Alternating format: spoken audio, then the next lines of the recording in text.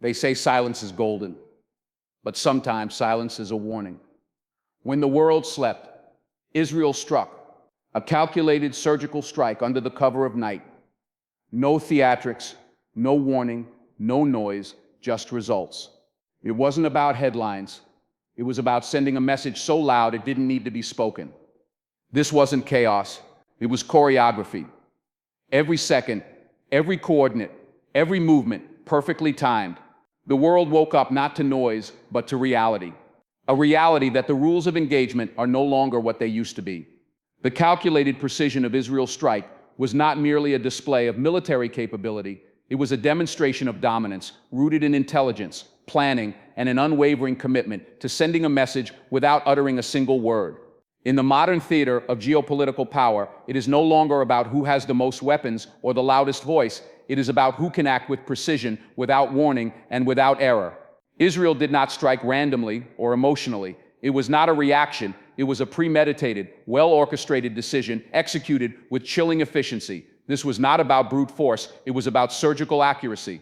Every aspect of the operation was designed to minimize noise and maximize impact. The timing was deliberate, targeting the vulnerability of midnight when attention is low, movement is sparse, and alertness is at its weakest. Israel knew exactly when to strike, how to strike, and more importantly, why to strike. It was about control, not chaos. It was about clarity, not confusion. The targets were chosen not just for their tactical value, but for their symbolic weight. The strike wasn't just on structures. It was on morale, confidence, and perceived invulnerability. This kind of precision doesn't happen overnight. It is the result of years of intelligence gathering, surveillance, and psychological analysis.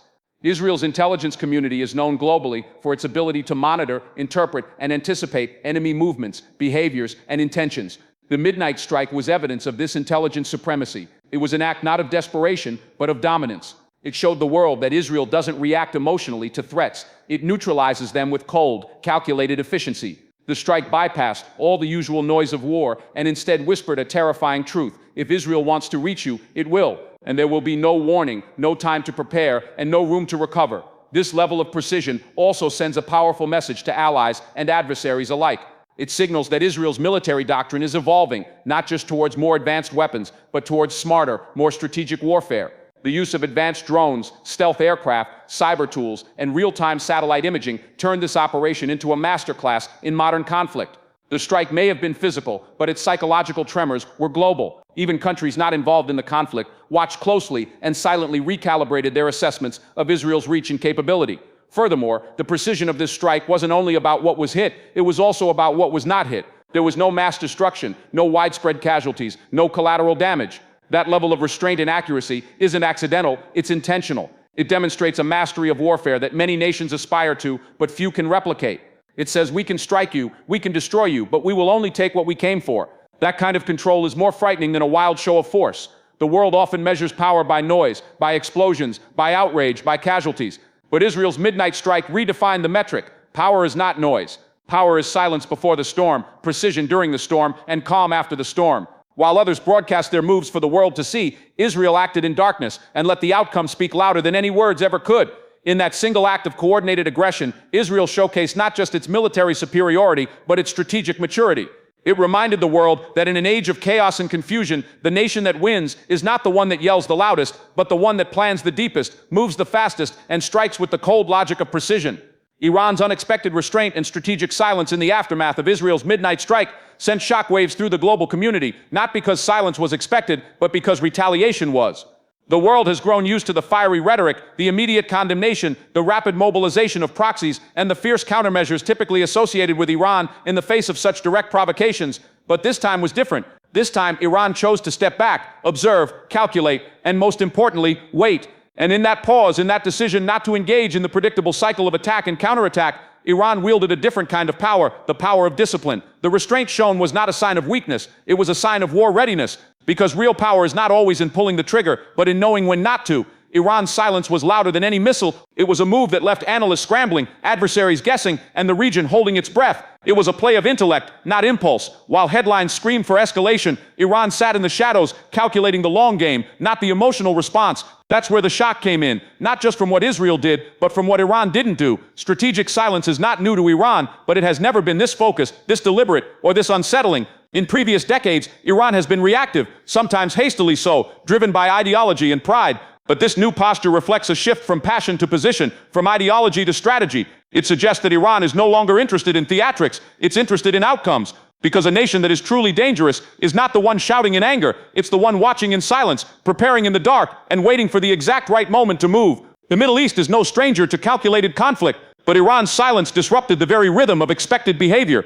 In a region where retaliation often follows provocation within hours, the absence of an immediate counterattack created a vacuum of interpretation. Was Iran bluffing? Was it buying time to regroup? Was it about to unleash a more devastating response through proxies? Or was it preparing something bigger, more far-reaching, more precise, more disruptive? That uncertainty in itself became a weapon. By holding back, Iran destabilized the psychological battleground. It forced Israel to remain on high alert longer than usual. It sent waves of speculation through intelligence communities. It shifted attention from the physical aftermath of the strike to the mental chess game that was unfolding in silence. Because sometimes when you don't respond, you gain control of the narrative. You force your opponent to question themselves. You rob them of the emotional satisfaction that retaliation would bring. Iran's decision also exposed fractures within its adversaries. As days passed without response, political pressure began to mount in different directions. Critics called the silence cowardice. Supporters called it wisdom. The international community, usually quick to divide itself along alliances, found itself re-evaluating Iran's position, not just as a threat but as a strategist. In warfare, perception is often as crucial as force. Iran altered how it was perceived by simply doing nothing, publicly at least, but silence should never be mistaken for surrender. Iran's silence was not passive, it was loaded with intent. Every day without a response was a day of preparation, recalibration, and positioning. Every hour of restraint was a warning cloaked in patience. It sent a clear signal. Iran would not play by Israel's tempo. It would not dance to the tune of provocation. It would choose the battlefield, the moment, and the method of its response. And when that response came, if it came, it would be overwhelming, not reactive. This moment revealed that Iran may no longer be playing for regional dominance through reactive aggression, but instead working toward long-term positioning through psychological leverage and strategic ambiguity. And in a world obsessed with immediate answers and viral reactions, Iran's silence became a disruption. Not in the form of fire, but in the form of focus. That's what makes it dangerous. That's what makes it powerful. Lebanon's surprising stance in the wake of Israel's midnight strike caught not just its neighbors off guard, but also the global diplomatic community. Long regarded as a politically fragmented and externally influenced nation, Lebanon is often seen as a proxy battleground rather than a decisive player. Yet in this instance, Lebanon's reaction, or more precisely, the measured nature of it, defied expectations. The typical assumption would have been a rapid escalation through Hezbollah, with immediate rhetoric or retaliatory gestures. Instead, Lebanon hesitated, watched, and in its own way, recalculated its role in a region that is constantly shifting beneath its feet. This deviation from the anticipated response narrative was not a product of confusion, but of intentional strategy. Lebanon, a country strained by economic collapse, political dysfunction, and the looming weight of foreign influence, especially from Iran and Syria, understood that engaging impulsively would only deepen its already critical crisis.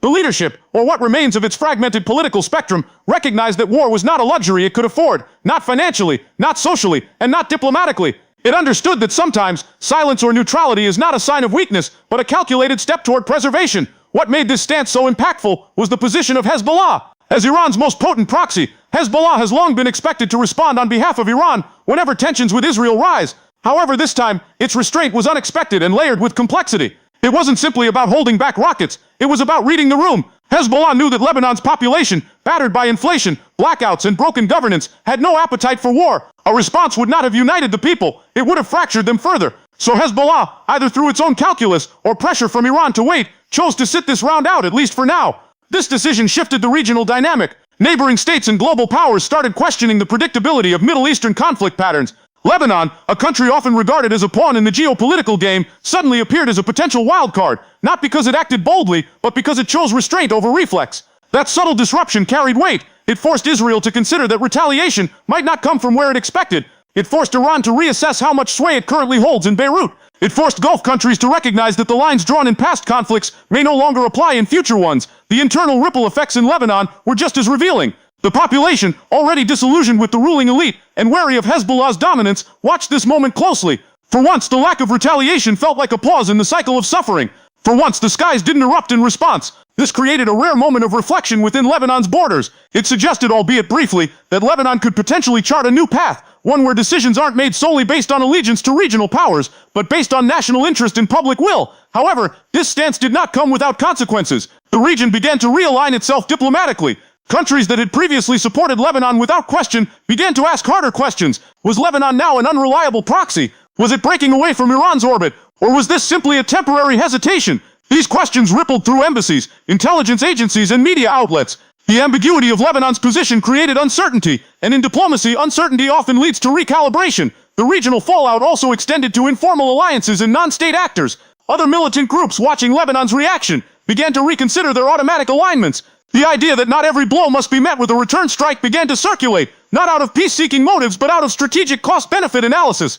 Lebanon, whether intentionally or not, introduced a new variable to the region's conflict calculus, the power of passive resistance. In doing so, it challenged the norms of Middle Eastern power politics. This moment, while possibly fleeting, served as a reminder that even countries caught in perpetual crisis have the agency to surprise the world. Lebanon may not have tanks or economic leverage, but its choice to withhold immediate engagement forced every major player to pay attention. In a region known for predictable reactions, Lebanon's unexpected stillness spoke volumes, not just about its own turmoil, but about the shifting sands of influence and control in the Middle East. The global ripple effect following Israel's midnight strike was not confined to the immediate borders of the Middle East. It transcended geography, ideologies, and long-standing political alliances, exposing the fragile undercurrents that define the world's diplomatic and military relationships.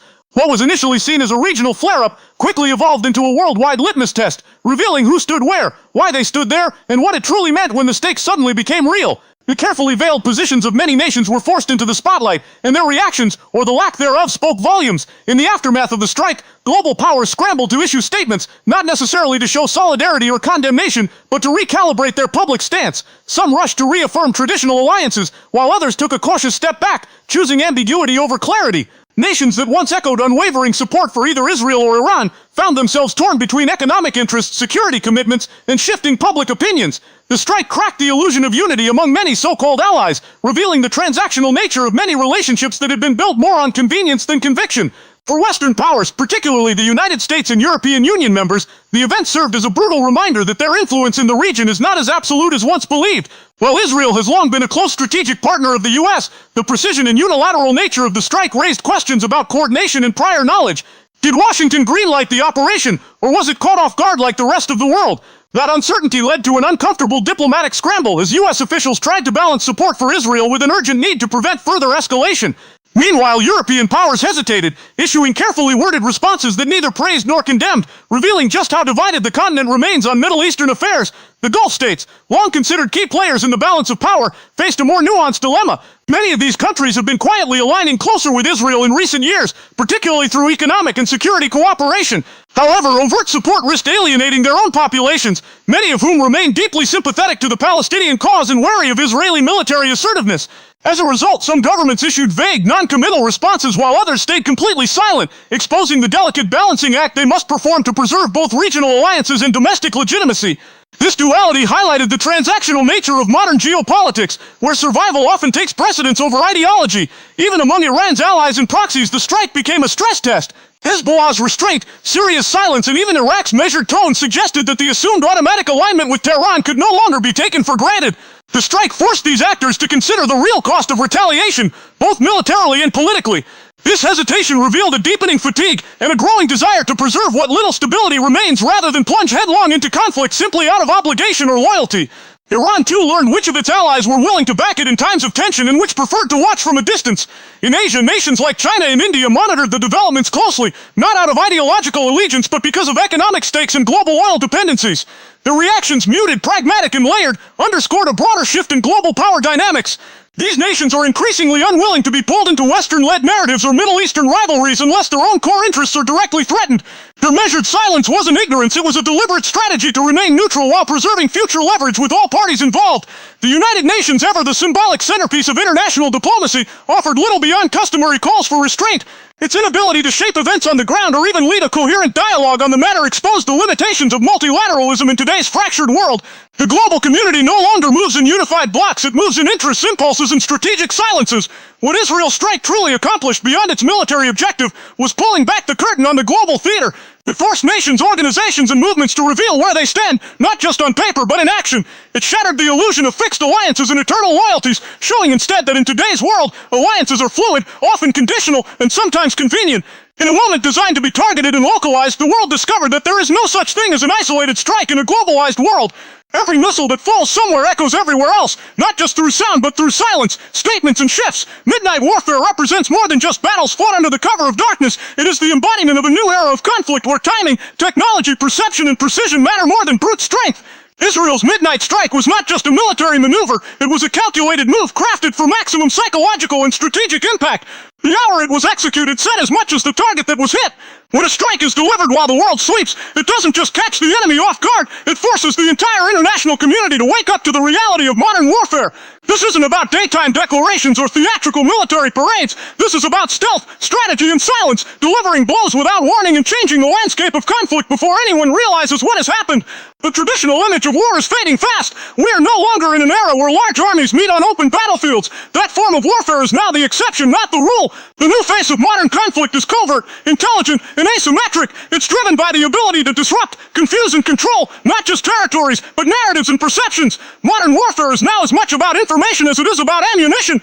It's about knowing when to strike and ensuring the world is forced to talk about your move long after it happens. It's about owning not only the battlefield, but also the headlines, the social media feeds, and the psychological reactions that follow. Israel's midnight strike exemplified this new paradigm. It was meticulously calculated to not only hit a target, but to send a message. We don't need to announce our capabilities. We demonstrate them. By choosing midnight, the operation reinforced the element of surprise, stripped the enemy of the advantage of time, and communicated a chilling message. Our precision never sleeps. The darkness didn't hide weakness. It amplified power. There is something terrifyingly effective about a strike that happens when the world expects peace, when streets are quiet, and when the only noise is the sudden and precise sound of calculated action. Midnight warfare also reflects a broader technological evolution. Drones, cyber warfare, satellite imaging, and artificial intelligence now play central roles in how wars are fought and won. It's no longer about mass mobilization. It's about real-time data, predictive analytics, and unmanned efficiency. The battlefield can now be anywhere, a server room, a diplomatic channel, or a quiet airbase in the middle of the night. The tools of modern war allow for surgical strikes with minimal footprints, making it harder to trace, harder to anticipate, and harder to retaliate against effectively. But beyond the hardware and tactics, there's a deeper psychological layer. Midnight warfare isn't just about destabilizing enemies, it's about controlling time itself. When you own the night, you own the narrative. When your adversary is left scrambling in the early hours of the morning, when global media wakes up to shocking developments with no preparation, you've already won the first battle, the battle of perception. This form of warfare is designed not to provoke an immediate counterattack, but to ignite a long-term psychological uncertainty in the hearts of adversaries and observers alike. It's not just what was done, but how it was done, and most importantly, when it was done. This style of conflict also complicates accountability and diplomacy. Midnight strikes blur the lines between offense and defense, between justified action and aggression, between warning and provocation. In many ways, this ambiguity becomes a tactic in itself. By acting in the gray areas of international law and military engagement, modern nations can test limits without fully crossing them, provoke responses without claiming responsibility, and shift blame while maintaining a strategic upper hand. In this new form of warfare, ambiguity is no longer a weakness, it is a weapon. The rise of midnight warfare signifies a shift toward conflicts that are harder to predict, harder to prevent, and harder to resolve. It represents a future where wars are not declared with words, but initiated with calculated silence, where victory isn't paraded but measured in disrupted systems, altered perceptions, and untraceable fingerprints. And in that darkness, amidst the silence of strategic execution, a new doctrine of power is being written, one where control is not gained through chaos, but through cold, deliberate, and invisible dominance. Top of formal